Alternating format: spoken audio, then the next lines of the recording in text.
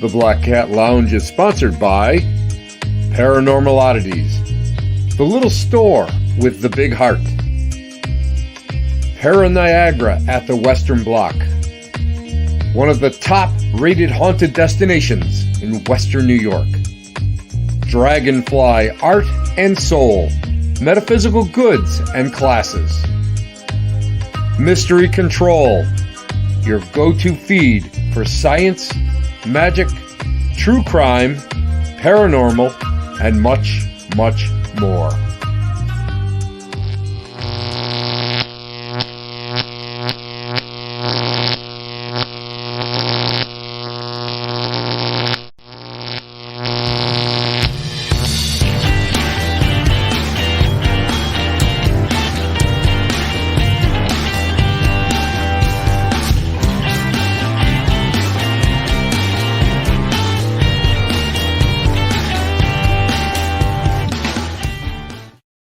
Hey everybody, Tim Shaw here. Thank you for being here. I am so thrilled that you're stopping by tonight.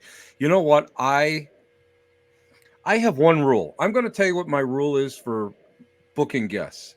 I really don't care if they're the most popular people out there. I really don't. I don't care if they have these great TV shows. It always helps, but I'm not really like that.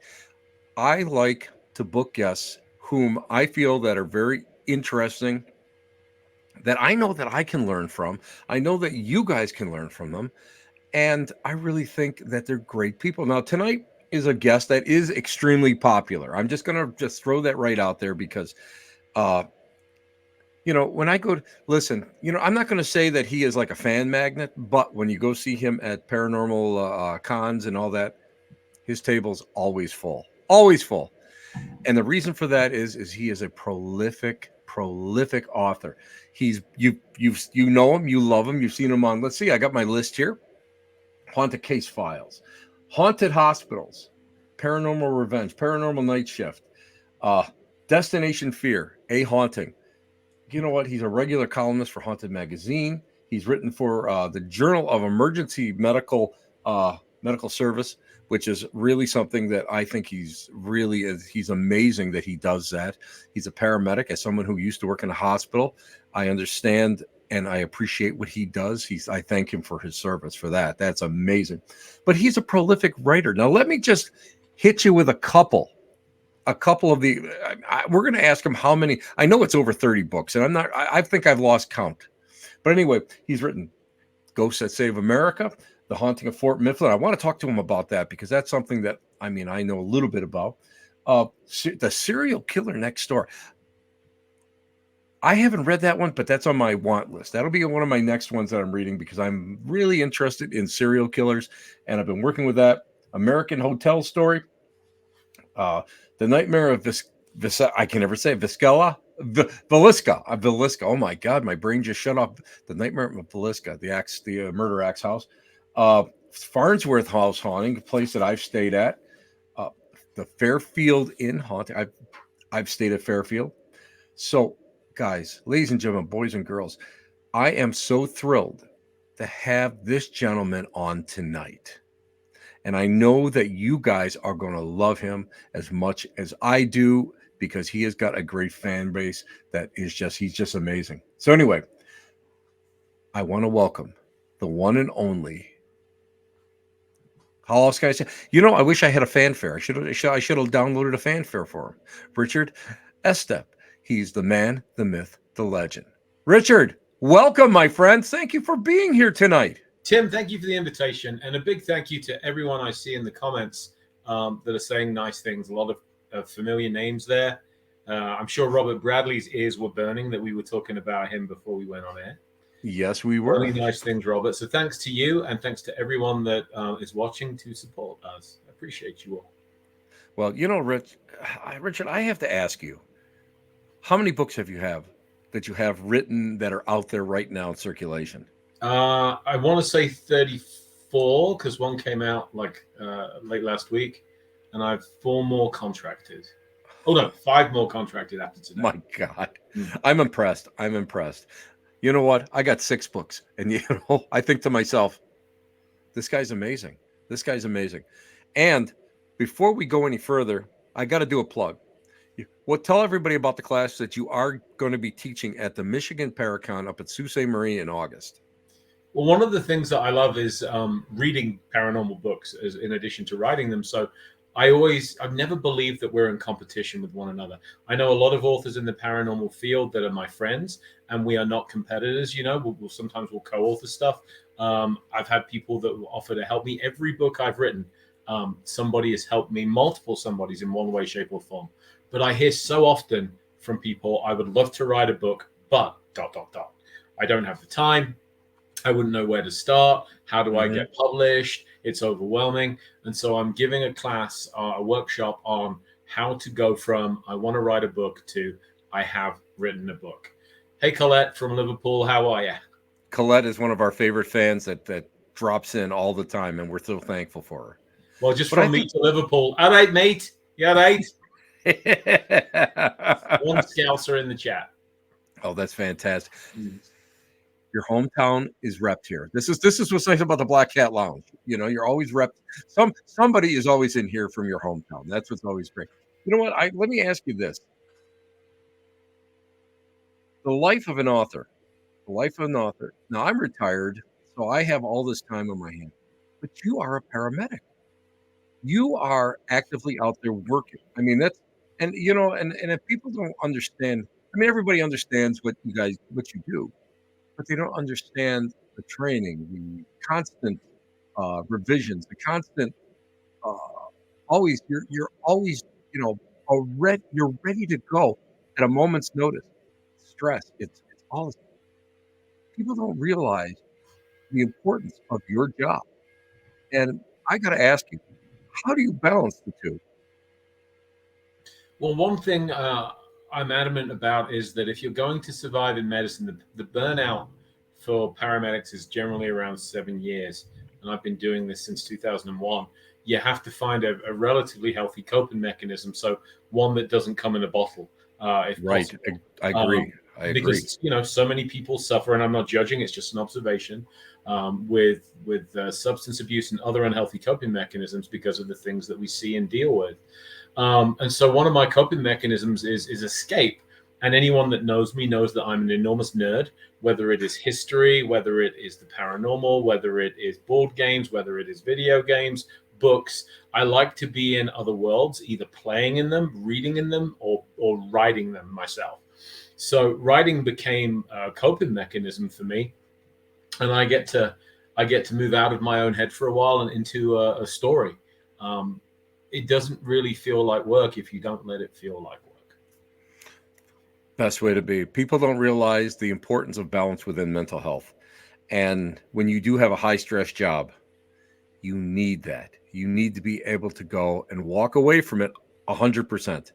And you have to really have that strong imagination in order to go and survive it without having to, like you say, burnout is unbelievable in that.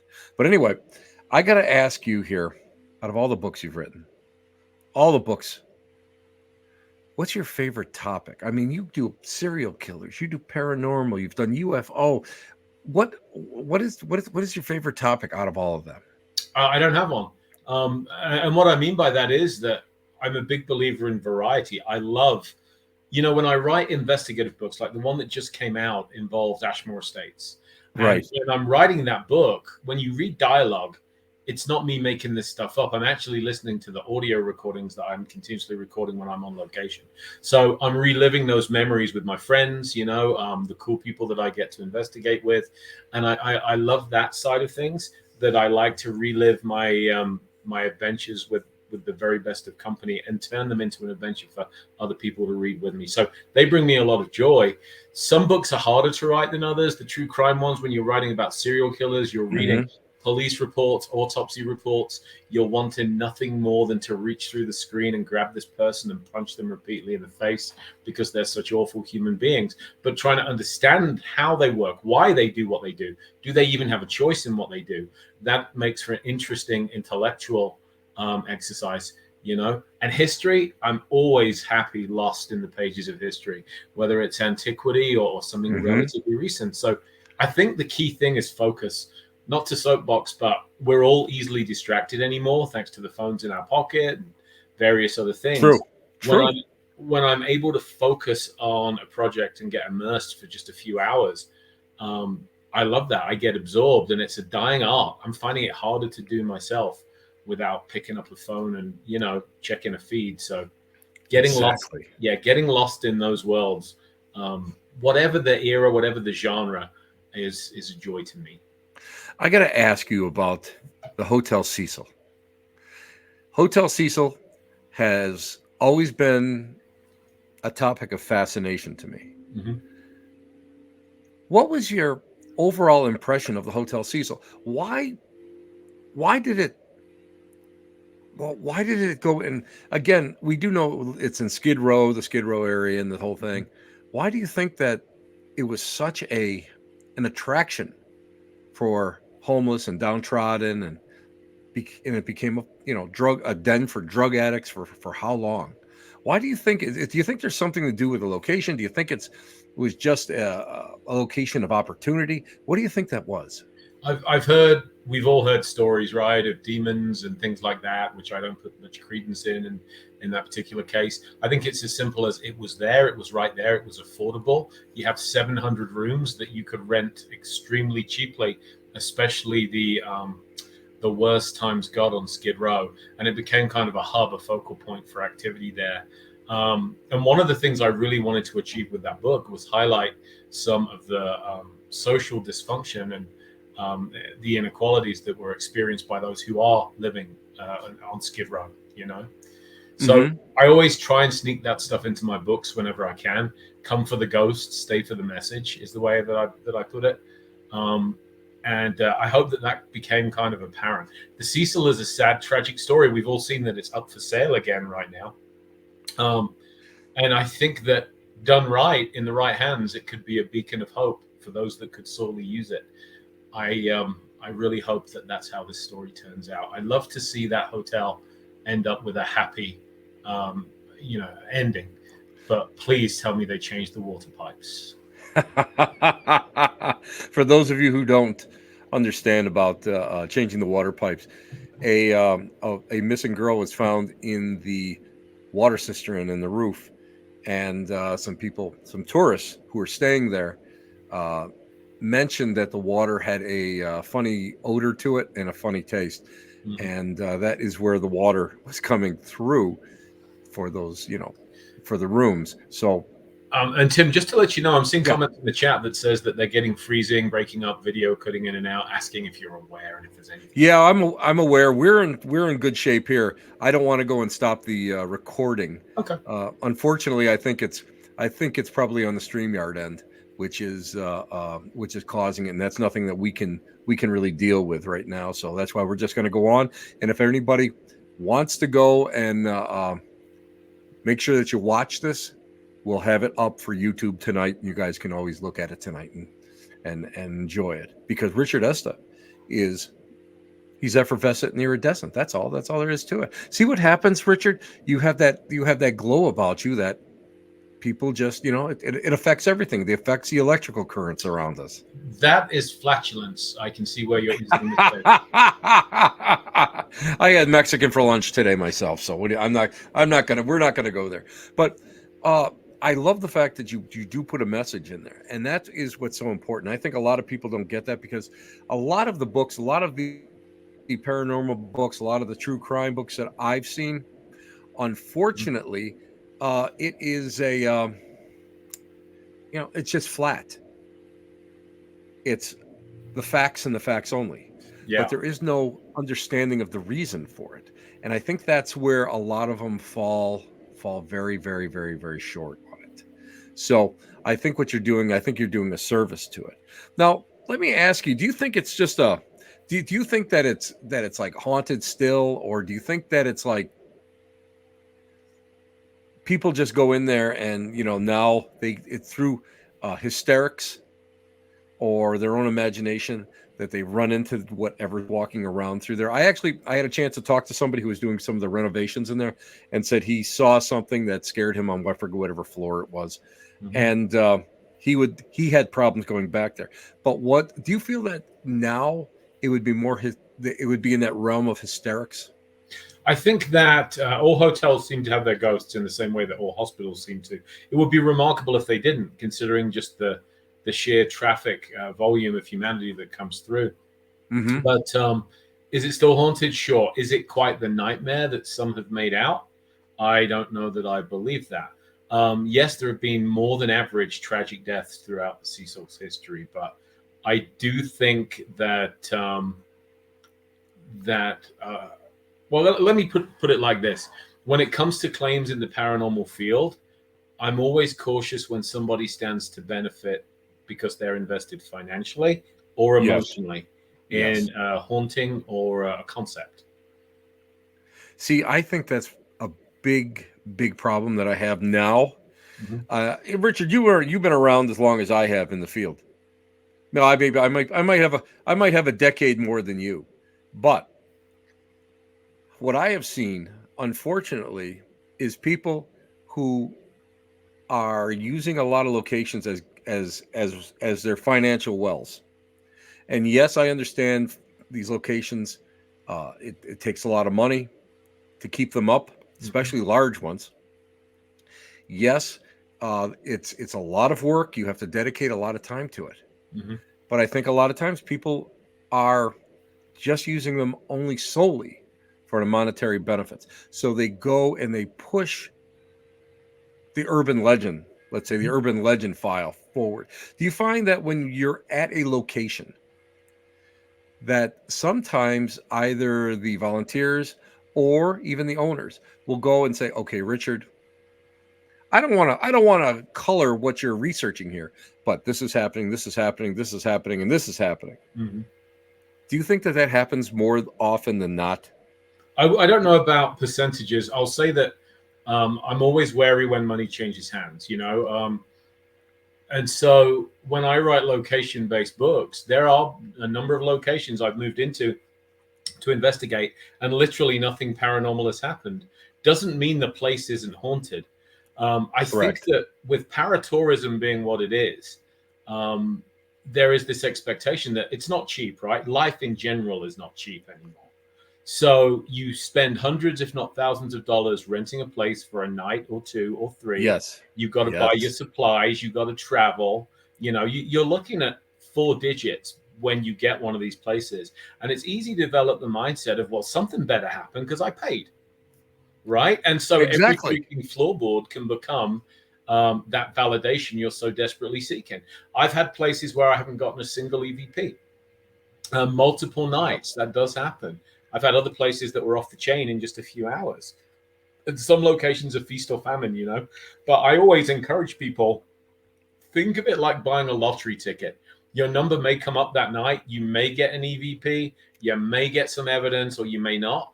But even if you don't, you're in the company, if you pick your team right, of very cool people, good human beings you love to be around anyway, Exactly. whether you're sitting in a bar or sitting in a park or sitting in a haunted house. You get the cool history, you're delving into that. You're walking in the footsteps of some incredible people in those locations. Yes. Let that Yes. be enough, as See, opposed to this I ever agree. escalating cycle of, I was in there and I was possessed. Of course you were. Happens all the time, right? And I'm not saying that doesn't happen. I But think, I agree with you. yeah, but we bring our own biases in with us. Exactly. I agree. That was the point I was hoping we were going to kind of get to, because of the fact that for me, being able to go to a location that is a part of urban mythology Mm-hmm. is enough to be able to go and, like you said, walk in the footsteps of some of these incredible people that either, you know, either they did something that was just like to us would be, just mind-blowing, that I don't think we could do it, or just the simple fact of looking around. Let's say you're out in the battlefield, you're seeing the same mountains, the same hills as these Right. guys did. You see the same ponds that these guys did. That is what is enough for me. And that, I think, is where people kind of go and miss the boat with it. It's not always the sensational. It's not always the thrill. It's not always catching, the spook in action. What is and should be more important is the fact that the location talks to you in certain ways, and that's the way it may be talking to you that way. And that I love. And our guest today is Richard Estep. He is an extraordinary author, and he's a true seer, which is what I love. I love to go. Now, you know what? Let me ask you this. I got when you were coming on the show, a lot of people were kind of like, ask him what his opinion of angels and demons are. Hmm. And Richard, right off the bat, I mean, spiritualism in the UK is pretty big. It's a lot more. I would say a lot more stricter than here in the U.S. We're pretty much homogenized down. I have a heavy spiritualist background, which is spiritualism is my religion. Yeah. But and we're taught in my religion, my particular brand of it, uh, demons and angels is just higher and lower vibes. So, what's your opinion on that? Because that came from a viewer and one of your fans Yeah. earlier on today. It's a great question. It's one I'm getting ready to answer a lot because my September book for Llewellyn is In Search of Demons, where I set out to answer that question. And I'll answer it in a few hundred words, but I'll do it in 78,000 words in print later this year if you really want to delve. And my thought is that, so I'm an agnostic. That's my belief system. Right. I used to say atheist, but then somebody pointed out that God's got lightning and Darwin's got nothing. So I hedge my bets, And yeah, the UK is much more secular than the US is. I think that I don't believe in demons, but I don't not believe in demons. That's why I wanted to write this book. The idea that in the 21st century, we have peered into the furthest reaches of the cosmos. We have this worldwide information network that puts more data in our hands than at any other point in human history. But we still believe in this concept of the demonic. And by definition, you can't have one without the other. So the angelic also. And I was fascinated by that. So I talked to religious, holy people. I talked to psychologists, parapsychologists, clinical psychologists. I talked to medical doctors, neurologists, you name it. I wanted to cast a wide net. And again, I came out of it, spoilers for the ending of my book, not believing in demons and not believing in demons. I still remain open to being convinced. Again, though, I will say this. I've already gotten some hate mail for this book, by the way, which hasn't yet even been published yet. When you have someone whose belief system, their emotional identity is so tied to their existence, not only that, but especially some people who will tell you they are the only people qualified to deal with them, that raises a red flag to me. I agree. So I think being open-minded and by the same token, cautiously skeptical is the best way to approach claims of the angelic and the demonic. I do think that if they are real, then they are not nearly as prevalent as certain TV shows and certain individuals would have us believe. Again, we come back to vested interests, Yes. When I began investigating in the UK in the mid-90s, I didn't encounter any demonic cases, quote unquote, whatsoever. There were a couple of dark, aggressive cases that turned out, I think, to be aggressive human entities. But, is it possible that there are these predatory non-human entities out there? I think it's certainly possible. Whether you want to label them demons, whether you want to label them jinn, whatever you want to call it, is down to you.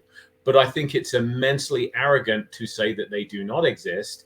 It's equally arrogant. Hey, MJ, good to see you. It's equally arrogant to say that not only do they exist, but I'm the only kind of belief system that can handle them for you.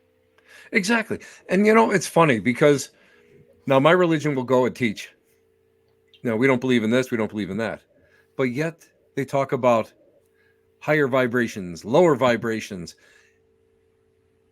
human energetic personality. What's to say that it's not? I had a great conversation with an exorcist once that I knew a few years ago. And he looked at me, he goes, what do you call this? What do you call that? He goes, basically all we're talking about is semantics and titles. It's all the same thing. Yeah. It's all the same thing. So we have to go and take that into consideration when we're working with it. Well, you're always up to some antics, Tim. Exactly. But I think the only wise course is to keep an open mind.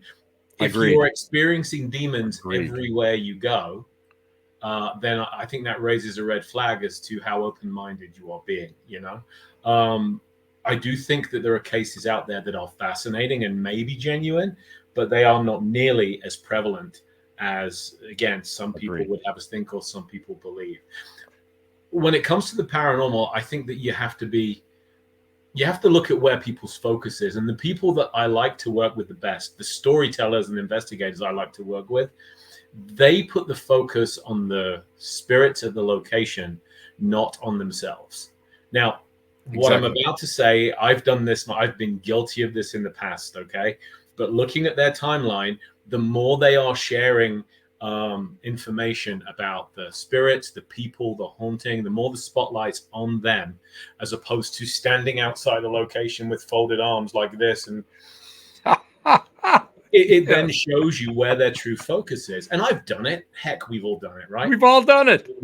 And it's fun to a point, but don't commoditize yourself. You are not, and I am not the point here. The point is the spirits that went before us, and they are the ones with whom we're trying to communicate, preserve, and share their stories. So, Exactly. And see, the problem, I think a lot of it is that people don't understand what reality TV is. mhm. People don't understand that it's entertainment. So, in order to keep something alive, to keep this show going, it has to like pop, Mhm. and it has to be exciting. So, of course, they're going to go and, you know, encourage you to do X, Y, and Z. Well, Or they, and Tim, we're both history fans, so yeah, it's every bit as big a mistake to look at some, not all, but some reality TV shows as being reflective of reality, as it is to watch the movie Pearl Harbor or Braveheart and think it's real history. exactly. Or When even you, Gettysburg, even the movie Gettysburg, yeah, when you which start is one looking of at the the better ones inaccuracy. in my book. Yeah, yeah, So they are a reversion, they are a reflection of real events, and I'm not really bagging on reality TV as much as you have to come in understanding what the product is and what constraints correct. people that make that show are under, because they don't make those shows for us. They're making those shows actually more for the casual viewer, who then in their mind hopefully becomes a fan. They are not Exactly. making them for most paranormal enthusiasts, or at least I don't think so. So I do take them with a grain of salt. My hope is that shows will encourage and inspire people to go look into the true history of the location and maybe set foot in them themselves, and help keep Exactly. the lights on and keep the roof on by paying them a I visit. agree. See, I agree 100% with that because Gettysburg, I knew a lot of people that were in the movie. Mhm. A lot of them were in the well, they call principal companies, which were the ones that were right up front reenacting back, Yeah. where they got the close-ups and the whole thing.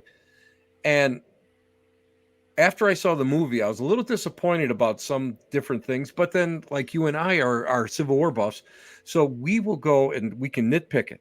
However, what I loved was the fact that it inspired people to pick up books to read. Mhm. It inspired people to go to Gettysburg and walk that battlefield. It inspired me to go and, it was so inspirational to see these people that came out to these different areas, took a tour, took a let's say a ranger led tour, an NPS ranger led tour to get the truth, and found out that the truth was far more exciting, far more incredible than the movie portrayed.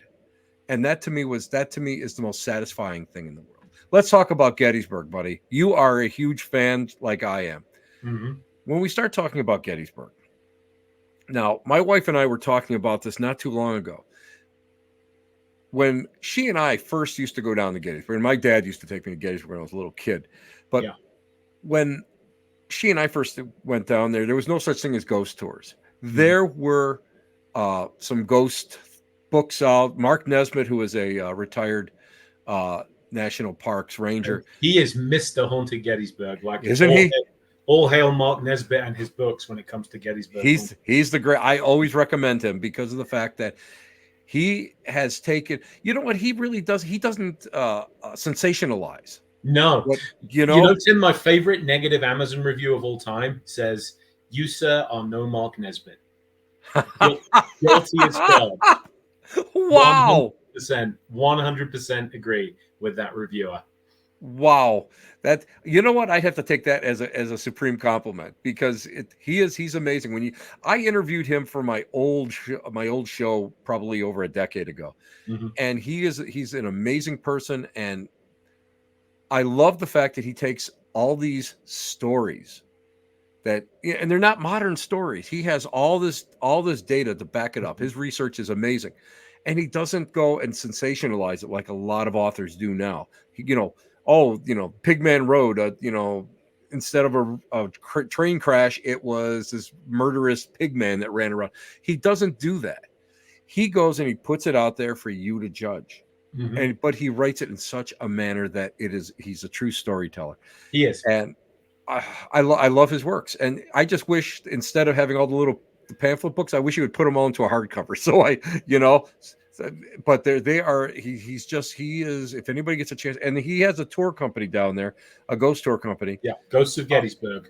if you guys go there, you should check him out, because You he should really take is. one of He's a Mark's great guy. tours. His books are available. They're very affordable. He Yes, is yes. not just a master storyteller, but he is chronicling the hauntings of. I think you can make a great case for Gettysburg being the most haunted town in America. I think you can too. I Yeah. think you can too. And what's amazing to me, Richard, is the fact that the hauntings in Gettysburg, if you start going and you start delving into it, Hmm. like I have in the past, you start seeing even later hauntings from, let's say, even the 1980s. Hmm. But it's all in that area. Why do you think that a place like Gettysburg becomes, I won't say a mecca for energetic hauntings, but there just seems to be more there? Is it because of the interest? Although, like my wife and I were talking, we always knew about this stuff, but it Hmm. was never like people weren't really involved in it. Yeah. People were really into just going to Gettysburg and to experience it before to go stuff. So, do you think that there's something, because of the tragedy that happened there, that imprinted on vibrationally in the land, or substrata or something, that really causes a lot of these different era Hmm. hauntings? Great question. I think that I always see Gettysburg as a kind of layer cake, different strata. And anyone that's been there, I suspect, will agree with me that the past feels so much closer in Gettysburg. You feel Yes. like you could almost reach out and touch 1863. And, partly that's the presence of reenactors. Whenever I see Union soldiers, Confederate soldiers, or ladies in appropriate attire for the period on the streets, you have to resist the urge to just reach out and, whoop, are you real? They are keeping the past alive. I think that draws in a lot of the energy, and keeps the Right. constant influx of tourists and the constant reenactments. I think feed this thing. I was recently in Tombstone, Arizona, another of my favorite towns, and a guy called Brad Blair I was with made a great observation at the OK Corral. They locked us in at the OK Corral overnight, which Wow. was an incredible privilege. And we got talking, and Brad said, they reenact the gunfight from this corral 3 or 4 times a day. It's hundreds of times a year. Do you think that calls out, to the spirits that were here at the time? You're keeping that going. You're keeping that Right. story very viscerally alive. You're at Gettysburg, you're always hearing gunshots. And sometimes it's reenactors, sometimes it isn't. I recorded them and heard them on Pickett's Charge, 7 o'clock in the morning. Nobody's out reenacting on Pickett's Charge at 7 a.m. I have the recording. Yeah. So yeah, I do think it's a function of the trauma and tragedy on such a massive scale, but also the fact that you have one continuous reenactment going on over and over and Hmm. over again, year in, year out, and a constant stream of visitors that come to feed that engine.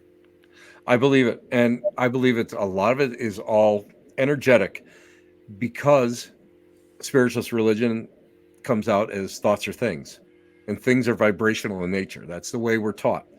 So, if that were true, if you should so believe, Mm-hmm. that means that when you go there, you are already predispositioned Mm-hmm. to go and have something happen to you. When we were Predisposed, there, yes, absolutely. yeah, we went when I was up there with the Kling brothers. And by the way, if anybody really wants to hang out with Richard and I and the Kling brothers, we're going to be in the in outside of Richmond in June, Mhm. and we're going to be doing a lot of Civil War out there and investigating 2 or 3 really great locations.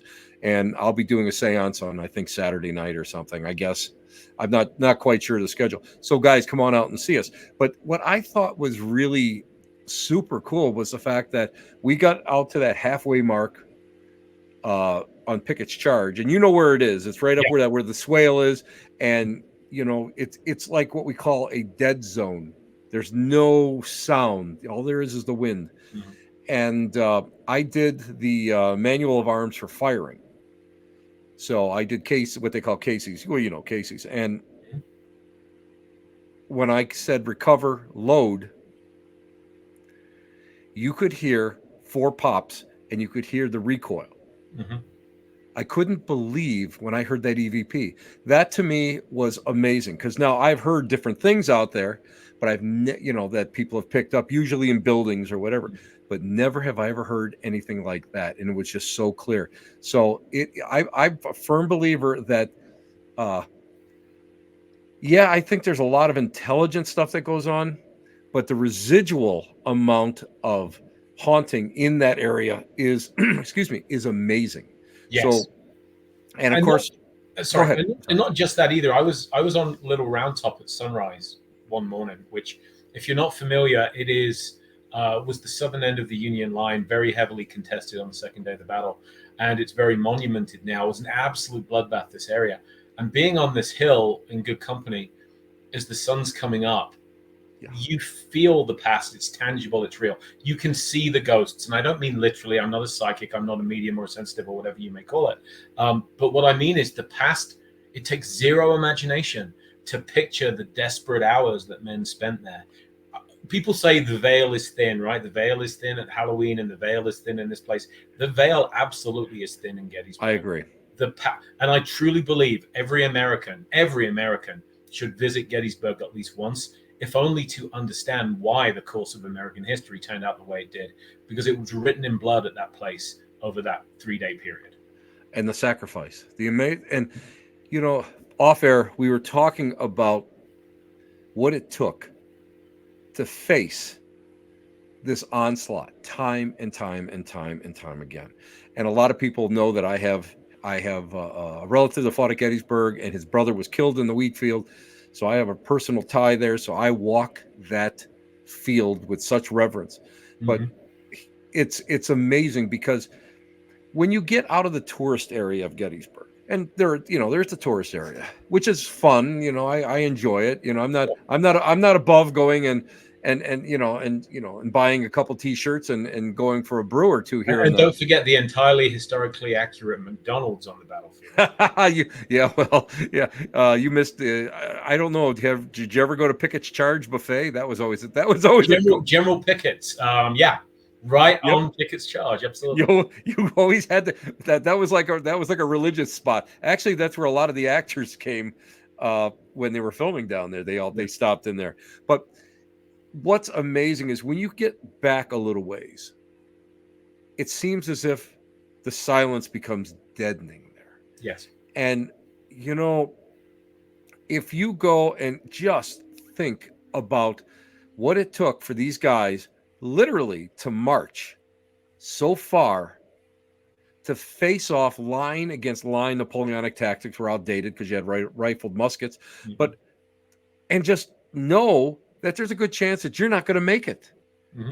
You're going to. And we were talking about double canister at almost like what they call a zero elevation, to bounce the canister, which is like all these little Mm-hmm. 1-inch balls, bounce it off the ground. It's like a big combat shotgun, and you'd lose 25 to 50 people. Just disappeared. There'd be nothing left of them. But that And to wasn't the see, worst that could happen, was it? Because no, the accounts at the time tell us the generals ordered the bands to play through the night to drown out the screams of the wounded. yes, If you were lucky, you were turned into a pink mist and vaporized. More likely, you were losing parts of your anatomy. You were going to die horrifically of either blood loss or sepsis or infection further down the line. And then there were those men and women those men primarily, that survived, only to have these life-altering, disfiguring wounds. You yes, know, And we Yes. don't really think about the PTSD and the emotional trauma that was suffered by those who fought as well. It's something we recognize now, but back then it wasn't acknowledged. So I think the human cost of Gettysburg, factoring in the orphans and the orphanage and things like that as well, was just on an incredible, immense scale. It really was a war over the space of 72 hours. It's, it becomes something that people need to understand and sit down and understand the realization of what happened. And then once you have that understanding, that true understanding, Mhm. then go out there and try to do your contact work. Try to do the EVPs. Try to do that. Just as a caveat, of course, you're not allowed to go and take any paranormal events, investigative equipment on the battlefield because it can be confiscated because they may think that it is a metal detector or something if you're looking for relics. But there's no rule says you can't run a recorder. You can use a Um, recorder and you can use a scanner box. and That's for sure. I promise you, Gettysburg will speak to you. And you may Yep, or may not I get agree. EVPs, but if you will listen, those men are still trying to tell you something. And we both know that it's a contentious thing. The South, the North, and the cause they fought for. Of course, there is a much bigger issue at stake here. But the past is trying to whisper its messages to you. So if you simply go just to experience it, just to listen and be open, it will change the way you look at the world. See, a lot of people don't realize that when we talk about like a seance, there's three different types of seances. First one is, of course, is the open seance where everybody kind of gets together and it's like the Houdini thing. Mhm. Second one is a closed seance that you do with just the same people, and it's a rotational thing, and you do it for so many months. But then there's vigil, and people don't realize that vigil is probably the most important part of what we should be doing as investigators. To go out there, and you don't even need to be able to go. You can take your recorder with you, but you don't Mhm. need it. What you need is just that open mind to be able to sit there in peace and allow a location like that to flow over the top of you. What happened? Tell me what happened. Mhm. Who's here? Why are you here? You ask these pertinent questions and allow this stuff to happen to you. And you don't have to be a psychic or anything to have these impressions, because of the fact that the vibration is so strong there. And like you said, the old Singapore theory where you're just reenacting time and time and time reinforces that. Mhm. And these memories. And I'm a firm believer that memories are energetic. And when people totally stop remembering something or someone, those memories start to fade and disappear into the ethers. Mhm. A place like Gettysburg, everybody is there. Everybody is thinking about it. Everybody is doing. So these memories just flow over the top of you. Let me ask you this. Okay. What scares you, Richard? Dementia. And I'm not being flippant. No. I'm listen. I'm closer to it sometimes than I think. Sometimes I worry about Um, it, but it's something that's dementia is the first thing that comes to mind, Tim. The other one is where we're heading as a nation and as a people, and the way that we are so divided right now. We're talking about the Civil War, the fact yes, that we've lost the ability to agree without being disagreeable, the fact that there seems to be a certain mean spiritedness to our national character yes, that wasn't here when I emigrated to the US in 1999. yes. That's what scares me, I think, more than almost anything else. Let's face it. When we start looking at let's say just pre-Civil War politics, Mhm. and having people being caned and beaten on the floor of the Senate, Yeah. this is stuff that historically happened. We're not that far away from that, and that scares me. Yeah, I have to agree with you there on both accounts. On both accounts, Richard, I really do. Now, Richard, I have to ask you about Mifflin. I was part of I did a pilot there years ago, and I got to say that was probably, even though it's a reconstructed fort on top of a historic fort. Now, it's a Civil War construction. It is. That is an amazing place. What was when you first started researching it? What was one of the things that what really zeroed you in on the paranormal part of that place? I think, again, talking about layers as we do at Gettysburg with Fort Mifflin, we call the place the fort that saved America. And for those that Right. aren't perhaps familiar with it, it's on the Delaware River. It and a fort across the river called Fort Mercer. Hmm. Mifflin was originally built by the British Army. And once the Continentals, um, I'm very sorry to hear about your stepfather, Kelly. That is truly sad. My heart goes out to you. Once the Continentals took occupancy of it, it prevented the Royal Navy from reinforcing the British garrison further upriver. So really, Fort Mifflin, Fort Mercer had this stranglehold on the Delaware River that the Royal Navy had to break, or the British Army was going to be lost. And every day that the two forts held out was a day longer for Washington to reorganize, re-equip, and get ready to go on the offensive again and give a whole new meaning to Christmas Day. Uh, so Fort Yes. Mifflin is hallowed ground, and I was honored that they would give a British guy who was literally wearing a red coat, I would add, the keys to Fort Mifflin for 5 days and nights. And then I've been back repeatedly since then as well in order to research a book. But I also I found it very fulfilling to dispel some myths about that location. The idea that there's a very famous spirit there, the Screaming Lady. Yes. The Yes. idea that this was a woman who hanged herself, took her own life because her daughter, she was an officer's wife who had a scandalous affair with an enlisted man, or her daughter did rather, and of the shame of it, she took her own life. That's insulting to the memory of this very real lady who did nothing of the sort. So, but we did hear unexplained screaming noise, which to this day I couldn't tell you if it was wildlife, because there are seabirds and river birds and maritime, Exactly. or something paranormal. But so many witnesses over the years have reported experiencing the strange at Fort Mifflin. There is a U.S. Army engineering base next door, directly abutting Fort Mifflin. MPs have gone out to they've responded to claims that a woman is being attacked. They've heard females screaming. They've sent patrols out to try and find what's going on. They never find anybody. Hmm. So what's really sad about it as well is that during the I want to say it was the 1970s, a motorcycle gang murdered several women and dumped their bodies in the marshes just outside Right. Fort Mifflin, Correct. Yes. abutting what is now the airport. Yes. The airport. So it makes me wonder if there's something more contemporary to this haunting. But you have World War One era ghosts, you have Civil War era ghosts, you have Revolutionary War era ghosts. It's just one big bundle for the paranormal investigator to unpick. And I love those kind of cases. It's an amazing case. Now, I had delved heavily into the William Howe case, which was the Faceless Man. Right, the faceless man, a Civil War soldier who, because he was so sick, ended up. Oh wait, I'm deserting. sorry, I might be getting mixed up.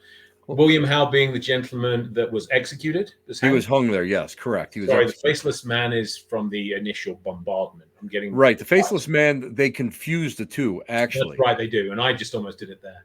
Yeah, Howe's case is pretty sad. Yeah, it is. It is because he went and he was very, very sick, and let's face it. I mean, it was. Tim, you want to give the overview of the story for those that may not have heard about William Howe, because it's very understandable why he deserted, right? Right. Well, William Howe, basically, he had enlisted. He had seen battle. He was actually he was actually written up in reports as being, as someone who was really stand-upish. But he ended up getting overwhelmed. He was worried about his family at home. He was sick. He went and he tried. How many times? I can't remember how many times he tried to get a pass to go home. And when he did desert, I don't know a lot about desertion, but I will say this. I imagine it's a lot more difficult when the diarrhea is literally running down your legs, which is what Howard was dealing with when he left. He would be hospitalized today. Exactly. And I mean, dehydration and everything. He was just, and it was so bad. Ended up that bounty hunters came at him, went to his home. He was recuperating at home, and there was a firefight. He killed one or two of the bounty hunters. He was captured. and he went before a tribunal, and they sentenced him to death. And they went and they imprisoned him in one of the casemates. Mm. And there's two places where he actually signed his name on the wall of the casemates, and there's little plaques over the top of them. And they had lost the casemates, and they rediscovered them, I think, back in the 90s. And to add insult to injury, not only was he executed, he was hung at Fort Mifflin. They brought his entire regiment to witness it. It was to add just so much more insult to it. And they say that he's walking there all the time. I don't know so much as if he's walking there, but I believe that there's so much more tragedy that happened there. And you talked about the motorcycle gang that killed those women. Mm-hmm. The Philly mafia was Yeah. famous for executing people and dumping them outside the Schuylkill River. Yeah. Yeah. I mean, this place has got so much energy to it. And when you go there, again, it's like going to Gettysburg. It's one of those places that it's just so enmeshed and emerge. It's just so, you walk in and history just flows over the top of you from different eras. And when it becomes an overlapping site like that, there is just so much to be seen there. And I can even say that as much as I prayed for that, for the pilot not to go, Richard, I'm not going to lie about it, but it was an amazing experience because we saw shadow people walking across. We saw all this stuff. We got EVPs that were so clear. Of course, it was get the F out, but it was captured at 10:30 in the morning. We turned it over to the production company, and they wouldn't use it. And it because it didn't pop. It wasn't. Well, that place teaches you to moderate your expectations. I Yes. went in with the bias that I was going to write this book about redcoats and continentals and ghosts, and it turns out that one of the more active entities there may not date to that war at all. We bring our own prejudices and biases with us when we investigate. Yes. To be open to that. Yes. It's the noisiest place I've ever investigated because the planes are coming in 500 feet over your head. You're in trouble when you can see the people waving at you. Yeah, as they come across, and that's not exaggerating. Richard will tell you it is nice when they use all of their fingers for that, though. Which what everyone in Philly does, apparently. But yeah, it's still an amazing place. But you're right about that, because as someone who does psychic walkthroughs, you have to be so careful, and you have to be able to go and figure out what era this energy is coming from. Mm-hmm. And a lot of times, if you have that prejudice, you'll turn around or somebody will say, well, this is somebody from the Civil War period, this is somebody from the Rev period. And it really isn't. It's just because you're expecting. It's your expectations. It's what you're looking for, instead of being that blank canvas and figuring that out. And that's where a lot of investigators kind of fall short. And that's where they kind of get into some trouble. Richard, tell us where everybody can buy your books. Best place to buy them is at a table at one of my events, because I love talking to people and signing them. But you can find my stuff at most of the usual places, any brick and mortar bookstore, online, Barnes and Noble, Amazon, places like that. Mm-hmm. I have them. In the UK, again, I know we have some folks from the UK, and Waterstone stock some of my books. Now, where are you going to be? What is your itinerary? Because wow, where am I not going to be? So you're Richard. I got to tell you what I was. I'm just peeking at your schedule. Now I'm slowed way down. You, my friend, are on fire. You're on fire, Richard. You're all over the place. Thank you, sir. Not this coming weekend, because Colorado is now facing Snowmageddon, and I'm working on the ambulance. But next weekend, I will be at one of my favorite haunts, Ashmore Estates in Illinois, with two Texans and a South African. The Kling brothers, or as they prefer to be called, the Kling brothers. Mark it. And isn't that the truth? Oh my God! There is. And MJ Dixon is flying out from the UK. Her first time there. So I'll be signing copies of my new Ashmore Estates book, Some Call It Home. You can catch me at the Tombstone Paracon. You can catch me in Belle Grove, Virginia, for the Sage Paracon right after that. That's always a good time in a great historic location. Get to sit in the library, James Madison's library, and read the Federalist Papers, which I did last time. It's phenomenal.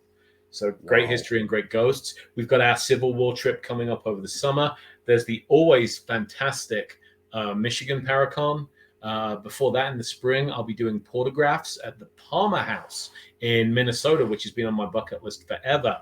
The portographs events are great. They raise money for animal shelters run by Tim Miley. And yeah, Dragon Con in Atlanta later this year. And I think that's scratching the surface, but it's enough for now. I mean, seriously, you're all over. And I think it's a great testament that you are so in demand because of the fact, you know what, you're an awesome, if anybody has ever gotten a chance to listen to Richard speak, you have to do it because he really puts so much emotion into it. He speaks so first of all, he speaks eloquently, but he understands how to convey. You're a wonderful storyteller, Richard. And I say that from the bottom of my heart Thank you. because someday I'll almost be as good as you, except I just won't look as good because I don't have the hair that you have.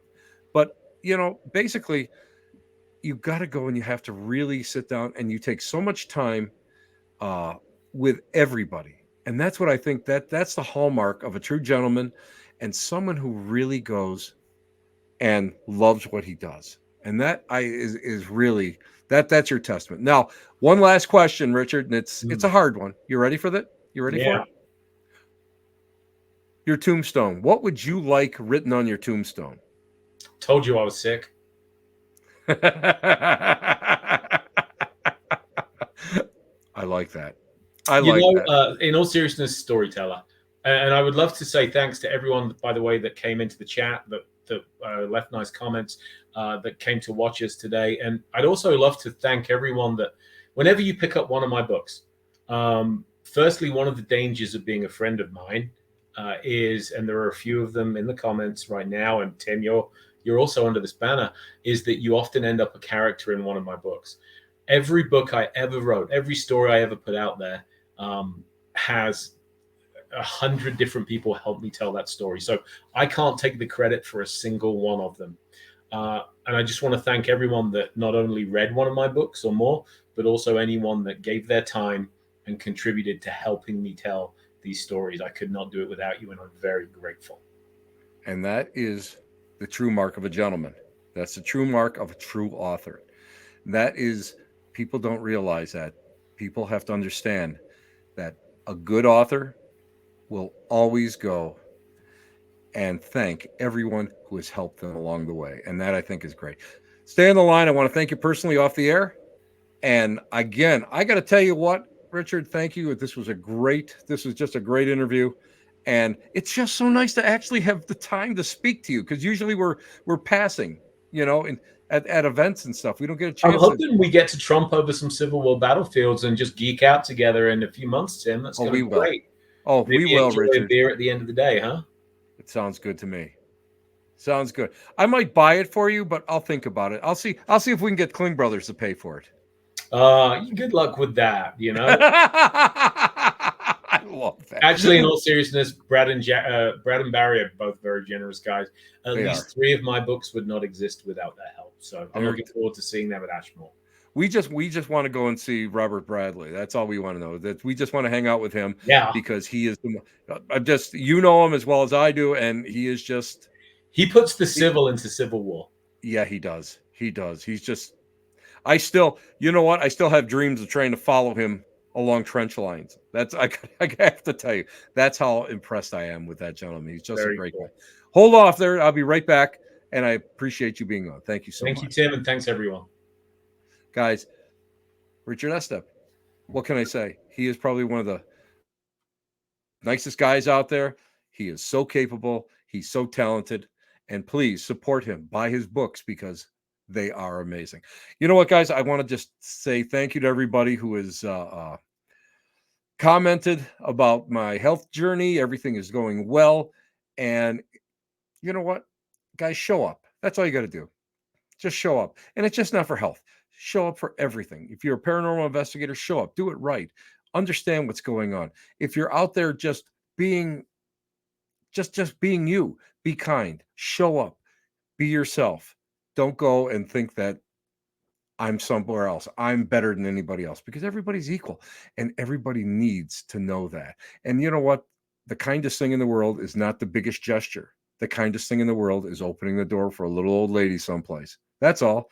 And that means the world. Guys, you've been listening to the Black Cat Lounge. I am Tim Shaw. And well, we're hanging out. We're the Elite Meat next to the dumpster transfer station. See you next week. Thank you guys for being on. Ciao, babies. Bye-bye.